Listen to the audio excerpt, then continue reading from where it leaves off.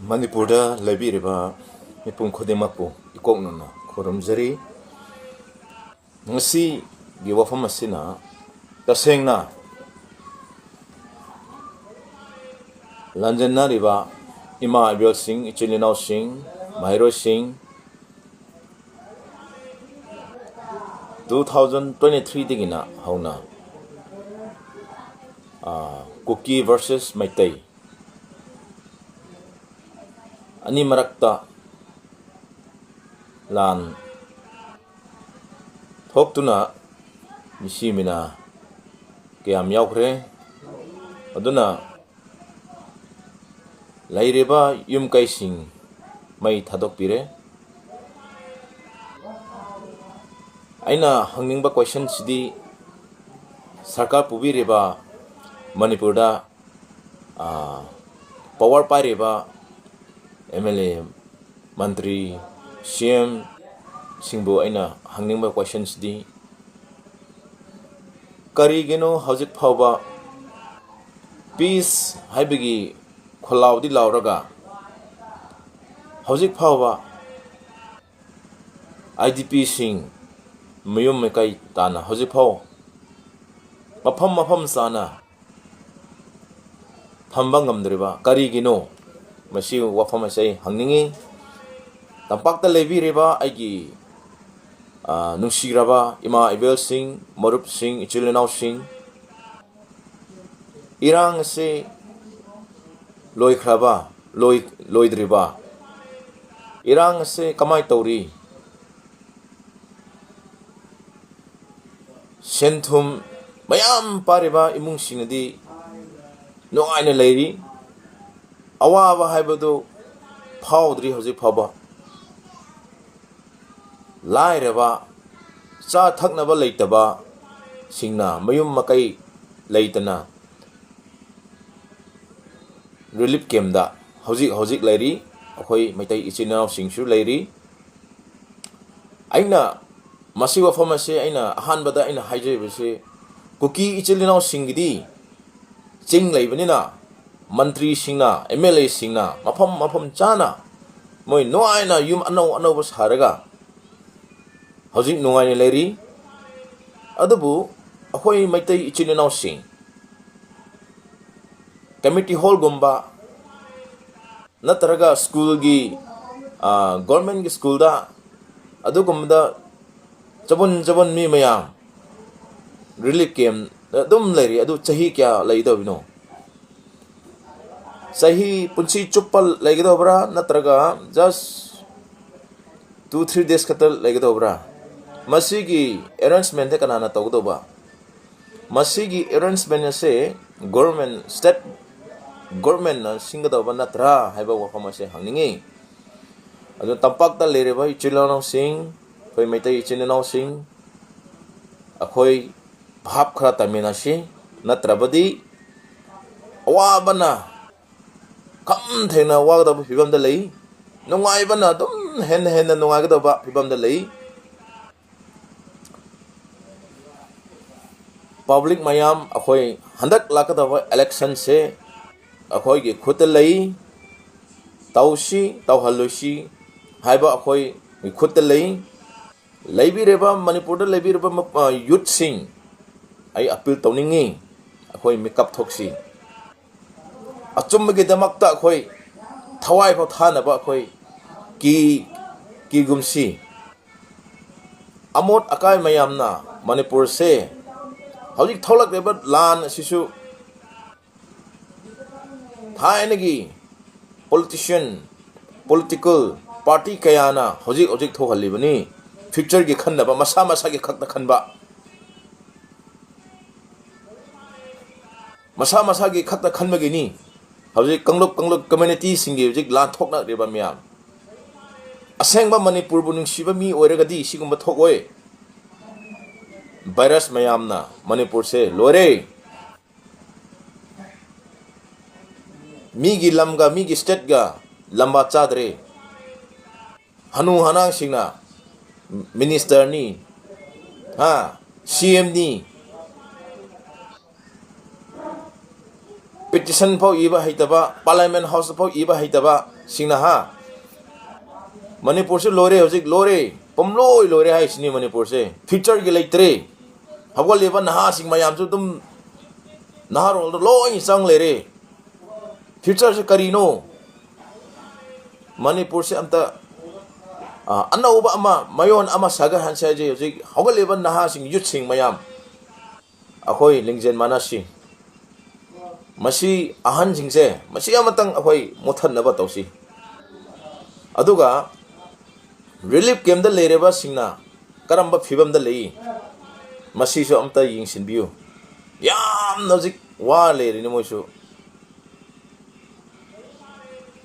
phaso phatrasu phagera pharoira yum haibisidigo yumni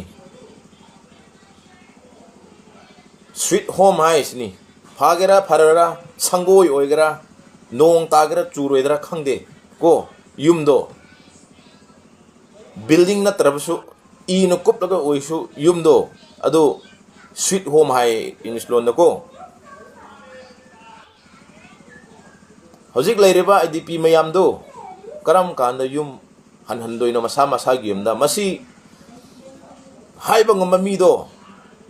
koi Manipur ki praja sing mayam koi vote pi seba hojik koi agreement tausine hojik vote lep kani candidate chanthora kani BJP ni Congress ni adu da thor myam do adu masa masa gi soi tauba nang ka dre khoi bu pajana khoi gi lam khoi gi leireba yum da leireba khun da khoi bu return to han ngamdra haina masa ga soi lo adu ngamda mi do vote lo han no ba lep ho lep han ga no ba masi gomba khoi dit inaraga tawhandradi subya yaro yasni machin thiba ngakni ha sanariba mayam se pacha jabun jari yarani haiba ngakni adu gomba ngawru no hei handakti public mayam khoi khra gyan ta sinatrabadi ha Manipur se loktak pat pumlop lop dore meya chiamani amana akhoi nagagi outer gi leireba afraid MP gi akhoi ujabi modi tampa inner gi oire phajana hauji thoraba irang sida kamaina tawni haina adum challi yengsilli adu akhoi outer gi nagagi nataba outer gi Kuki gi oire ama gi oiro masi afraid hai ba nupa se si hauji se thok te hauji phau masak u deba nai kaina hospital da lay kaina sidi mau sani ne sidi hajillo dum hajillo narin yaw da ba ha lot na campaign taw da ka bani na hoji su lo le dum lo le ha ka ra bani na lo na campaign taw ka bani na hoji ti kamai taw re ai nagani chum ba taw da ge dum ngang nakani saira kani hoji lugraba tanja sida MP na wahai amata haiba ngamda visit pa amata tawdaba ha masamaki imungda thok leba irang marak tuda sini white ni black ni haina haidok pa ngamdaba sigumba mina leaders tawda kamana phagani lamdam se kamana peace oigani haiba ngamdaradi tawma ngamdaradi to leaders ki magul lekte kamaina MP da kamaina tok tawgani tasengna pende adana hojik sarkar ju hojik akhoi gi nagaleng mai chile naw singi atuk ka khraba mi singdo kanana tawino karina kamaina tawren haibu hojik paul achum aran amta puthok ngamde coming operation ni hai na dum yum na khara phine khara tapchin ba khara photo kapsin ba ha adu kuma drama adu tawdana dum loi khra ni du adu su khara khangjel hoi khoi naga chile naw sing su dum tawrbe state government na tawrbe policy mayam poksi game ngaktin tawrbe mayam se coming operation tangdana ha khara photo khara kap ni nongmai to khara thamjello adu ka maka photo kap loirum ga pairo haina sanari ba game maktene ba tawre ba game sing do ada mi khara muka phalu ni ama phara ga ji si pha khre dum khara ki halani nang lai muka thadok lani kari no haibni da khoi manipur tawre ba game si bu kari no haibni da one sided tobinu khoi mai tai sing kapupi lan bangam de ha Kuki echil enao Singi airport lai hospital lai ingli ko